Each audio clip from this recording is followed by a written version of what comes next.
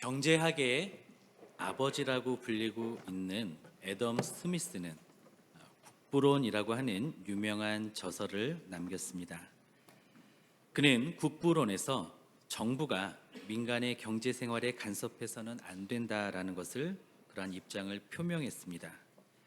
그 당시에는 국가가 개인의 경제 활동을 통제하고 있었습니다. 그리고 세금이나 수출입 규제에 대해서는 체계적이지 않았습니다. 국부로는 국가의 직접적인 개입 없이 각 개인이 자신의 이익을 추구하도록 두라고 말합니다. 그러면 보이지 않는 손이 작용해서 사회 전체의 복지를 증진시키고 국가의 경제 발전이 이룩될 것이라고 주장을 합니다. 당시에 많은 유럽 열강들은 돈이 많아질수록 순환이 안 되고 더 가난해졌는데요. 이 이론은 중상주의와 식민지 경제를 버리게 했습니다. 더 나아가 자본주의와 자유무역을 선택할 수 있는 새로운 이론의 기초를 제공했습니다. 그런데 아담 스미스의 경제학 이론인 이 보이지 않는 손, 이것은 그의 신학적인 배경에 뿌리를 두고 있습니다.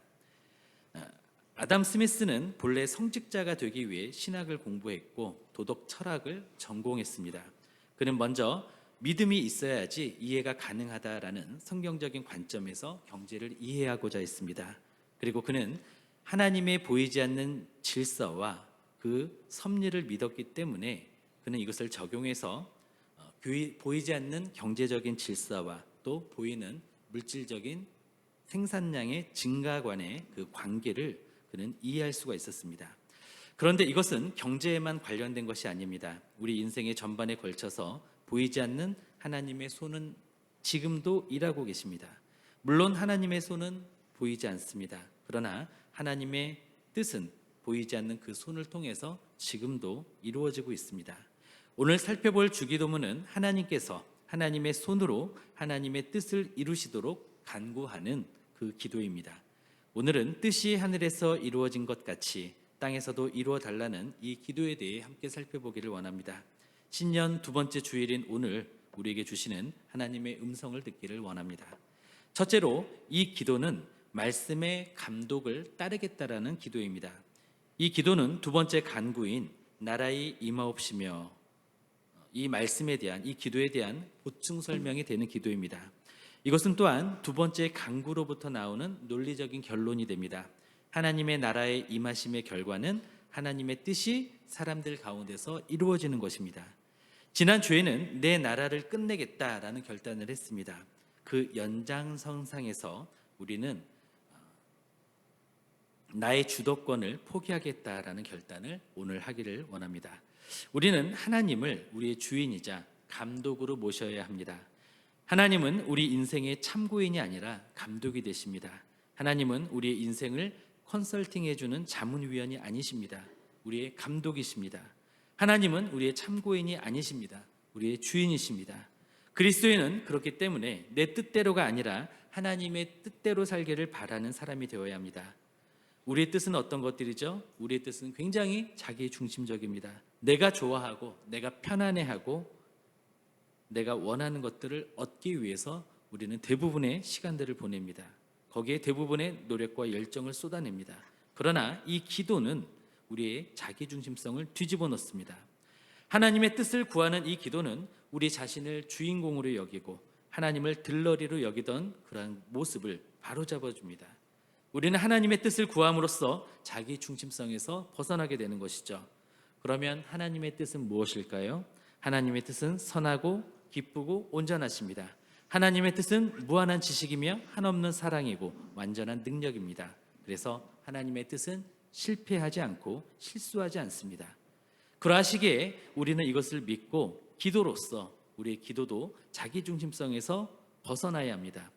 그동안 우리의 기도 제목이 내 문제, 우리 가족의 문제에 머물러 있었다면 이제 우리는 우리의 기도의 우선순위를 재조정하기를 원합니다. 그러면 하나님의 뜻에 대한 우리의 올바른 태도는 어떠해야 할까요? 개인의 뜻을 죽이고 주님의 감독을 받아 주님이 원하시는 대로 행해야 합니다. 모든 것을 기꺼이 내려놓고 하나님의 뜻에 맡겨야 합니다. 우상을 숭배하는 사람은 우상의 뜻에는 관심이 없죠. 바위에 절을 하고 돌 무더기에서 소원을 비는 것, 신상에 절을 하는 사람들은 우상의 뜻에 관심을 가지지 않습니다. 그저 우상을 잘 섬길 것이니, 내가 절을 할 것이니, 그리고 내가 한번 노력해 볼 테니 내가 섬기는 것만큼 내 소원을 들어달라고 그렇게 딜을 하고 있는 것입니다. 그런데 우리도 하나님을 믿고 예배하고 기도하면서도 우상 숭배자와 같은 모습을 취할 수가 있습니다. 심지어 우리가 십자가 앞에서 기도를 할 때에도 우리는 돌무더기 앞에서 소원을 비는 것처럼 같은 태도로 기도를 할 수 있습니다. 하나님의 뜻은 개의치 않고 내 소원, 내 바람만을 위해서 기도할 수 있습니다. 한마디로 하나님을 우상대하듯이 할 수 있다는 것이죠. 이것은 이스라엘 사람들이 여호와의 절기에 금송아지 앞에서 번제와 화목제를 드린 것과 같은 그런 모습인 것입니다. 우리는 이것과 구별이 되어야 합니다. 우리가 우리의 삶의 주인 된 채로 하나님을 참고인으로 대하고 도움만을 구해서는 안 됩니다. 우리는 하나님을 내 인생의 감독으로 모시고 하나님의 뜻을 구하고 또 하나님의 지시를 따라 살아가야 합니다. 둘째로 하나님의 뜻을 구하는 기도는 인내의 기도입니다. 뜻이 하늘에서 이루어진 것 같이 땅에서도 이루어지이다. 이 기도에는 언제까지 이 기도가 이루어져야 하는지에 대한 기한이 명시되어 있지 않습니다. 그래서 하나님의 뜻이 이루어지기를 바라는 데 있어서 우리에게 문제가 되는 것은 무엇일까요? 바로 기다림입니다.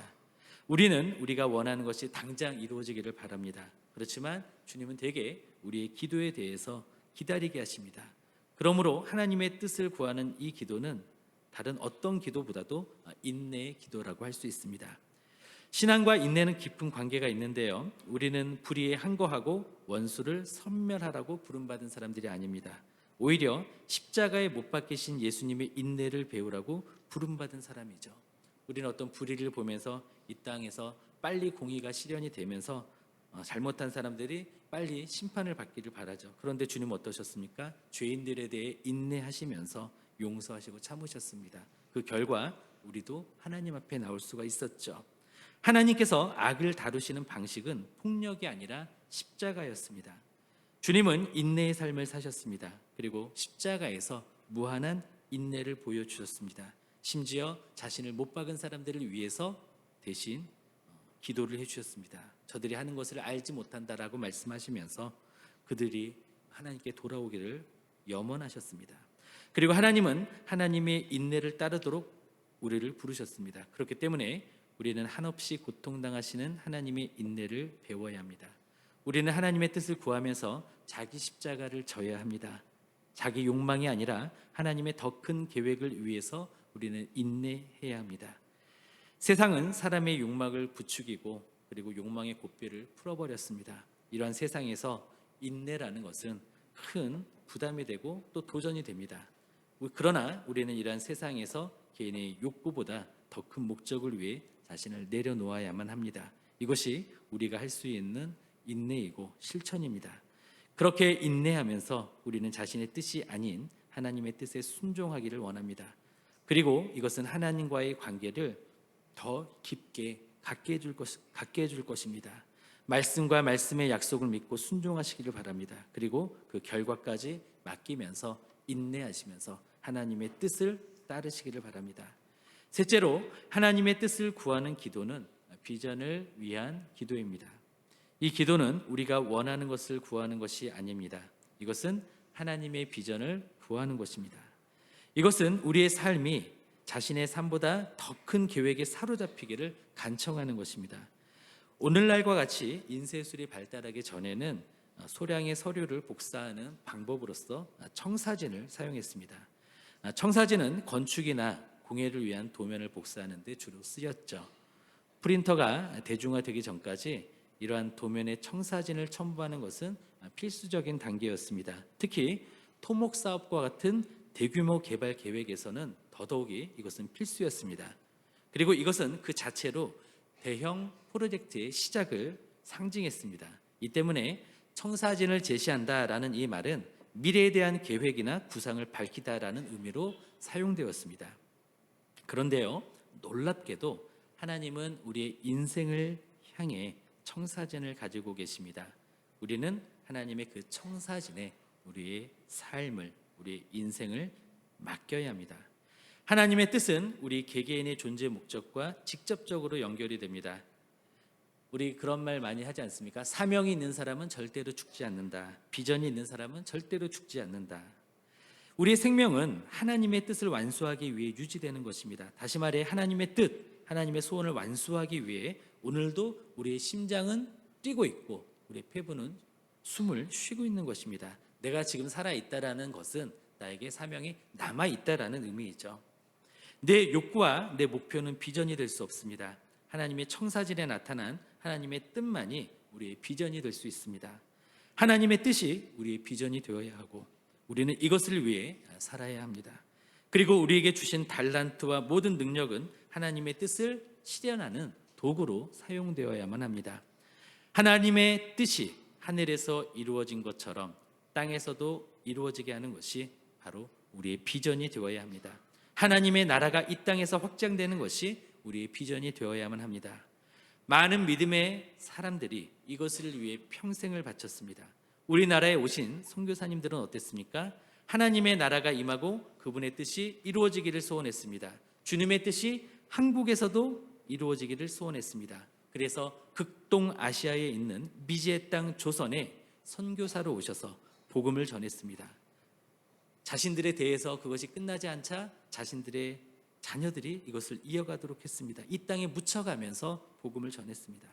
그분들이 믿었던 말씀은 마태복음 24장의 말씀인데요. 이 천국 복음이 모든 민족에게 증언되기 위하여 온 세상에 전파되리니 그제야 끝이 오리라.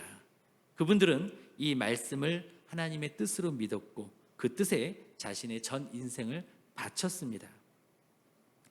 우리는 창세기에 나오는 요셉을 보면서 버릇없는 꼼쟁이라고 치부할 수 있습니다. 그러나 요셉의 이야기는 하나님의 보이지 않는 손에 대한 이야기입니다.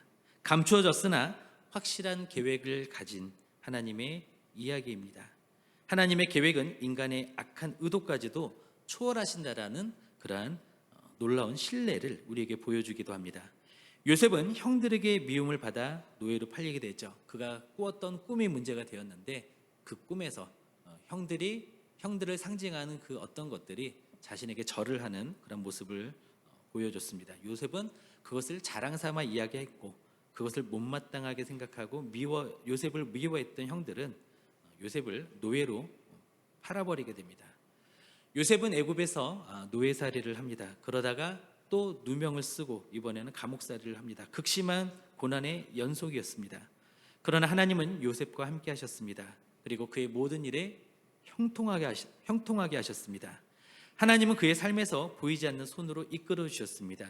요셉은 꿈 해석 능력과 영적 통찰력을 가지게 되었는데 그것을 통해서 당시의 초강대국이었던 애굽의 총리가 됩니다. 바로 왕 다음에 실세가 되는 것이죠. 그런데 그것은 단순히 요셉을 위한 것이 아니었습니다. 그것은 이스라엘 민족을 구원하시려는 하나님의 뜻과 계획 안에 있었습니다. 요셉은 대기근 때에 자신의 족속을 구하게 됩니다. 요셉은 자신의 형들을 자신이 통치하고 있는 애굽에서 만나게 되는데요. 형들은 요셉을 알아보고는 크게 두려워합니다. 왜냐하면 자신들이 했던 과거의 그 잘못이 너무나 컸기 때문에 요셉이 이제 권력을 가지고 안갚음을 하면 살아날 길이 없다라고 생각을 했습니다. 그러나 요셉은 총리의 막대한 권력으로 형들에게 원수를 갚지 않았습니다. 그들의 악행은 지울 수 없는 것이었지만 요셉은 그들을 용서하고 사랑으로 선대했습니다. 오히려 그들의 축복을 빌어주었습니다. 그가 그렇게 할 수 있었던 이유는 하나님의 뜻이 이루어지는 것을 그는 보았고 그것을 믿었기 때문입니다. 요셉이 형들에게 말합니다. 당신들은 악으로 한 일이지만 하나님은 오히려 그것을 선으로 바꾸셨습니다. 나를 이리로 보낸 것은 형님들이 아닙니다. 이렇게 고백을 합니다. 이것은 창세기 45장에 있는 그런 내용이죠. 요셉은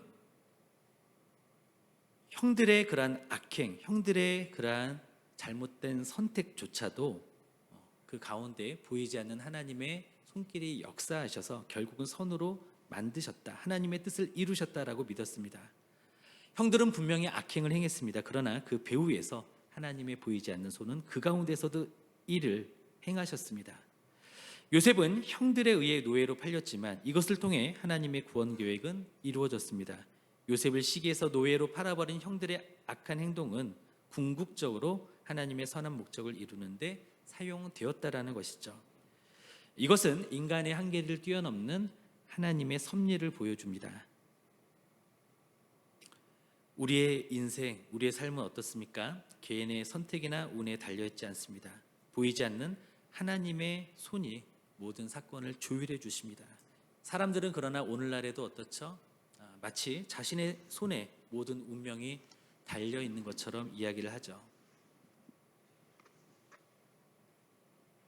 혹시 이런 광고 기억하십니까? 당신의 손에 모든 것이 달려 있습니다. 이런 광고 기억하십니까? 바로 마스터카드의 카피 문구입니다.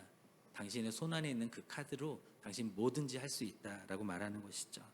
그런데 인간의 삶은, 인간의 인생은 우리 손 안에 달려있지 않습니다. 마스터카드가 있다고 해도 그걸로 해결이 되지 않습니다. 어거스틴은요, 우리의 삶과 하나님의 섭리를 재미있게 비유했습니다.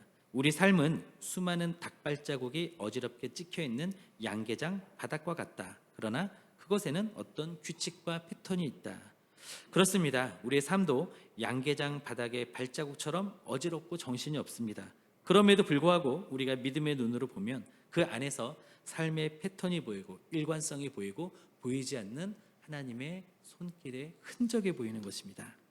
우리는 하나님의 계획에 대한 신뢰를 가지고 하나님의 뜻을 따라야 합니다.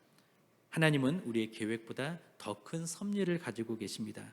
그렇기 때문에 고난과 역경도 결국에는 우리를 유익하게 하고 우리를 더욱 아름답게 만들어 줄 것입니다. 결국 하나님의 계획이 승리할 것입니다. 그 과정과 방법을 우리는 다 모르죠. 우리는 여전히 미지의 길을 걷는 것과 같을 것입니다. 그러나 하나님의 계획이 마침내 승리할 것이라는 믿음을 가지고 하나님의 뜻하심을 바라보면서 우리 몸을 맡기기를 원합니다. 바라기에 우리는 내가 내 인생의 주인이 아니라 하나님이 주인 되시도록 결단하기를 원합니다. 하나님을 그래서 참고인으로 삼는 것이 아니라 나의 감독자로 존중하여 하나님의 통치와 지시에 따르기를 원합니다. 그리고 하나님의 뜻이 이루어지기를 바라면서 인내의 삶을 살기를 원합니다. 또한 하나님의 소원이, 하나님의 비전이 나의 소원이 되고 나의 꿈이 되어서 그 꿈을 이루기 위해 힘쓰는 우리 모두가 되시기를 예수님의 이름으로 축원드립니다.